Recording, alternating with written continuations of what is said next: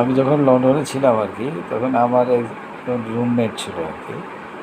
তো সে প্রায় মানে ওয়াশরুম থেকে আর কি হাফ প্যান্ট পরে উজু করে আমার রুমে চলে আসতো আর কি।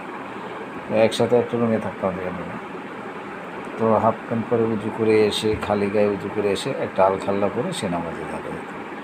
তো একদিন আমি তাকে বললাম যে আপনি হাফ প্যান্ট পরে উজু করেন, আমরা তো বাংলাদেশে শিখছি হাঁটুর উপর কাপড় উঠলে উজু করার সময় ওজন মাকরু হয়ে যায়, এগুলো দেখা যায়, ওজন নষ্ট হয়ে যায়। কারণ তখন সে আমাকে বলল যে না, ইসলামে যায় যাচ্ছে ন্যাংটা হয়ে উজু করলেও উজু হবে। তো পরে আমি তার কথা মতো ইউটিউবে দেখলাম যে হ্যাঁ, অনেক মাওলানা মাসালা দিয়েছে যে ন্যাংটা হয়ে উজু হবে। তাহলে পর্দার ব্যাপারটা কী হলো? এখন একটা লোক বাসার মধ্যে 10 জন সদস্য আছে, 2 জন সদস্য আছে, তাদের সামনে বাথরুম থেকে ন্যাংটা হয়ে তারপরে ঘরে এসে গায়ের কাপড় দিয়ে হচ্ছে আলখাল্লা পরে নামাজ পড়লে হবে?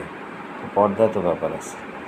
তো এখানে ওজরটা বিষয় আর কি। যখন আপনি একা ঘরে থাকবে, কেউ থাকবে না আর কি, তখন আপনি ন্যাংটা হয়ে উজু এসে আলখাল্লা করে নামাজ পড়েন।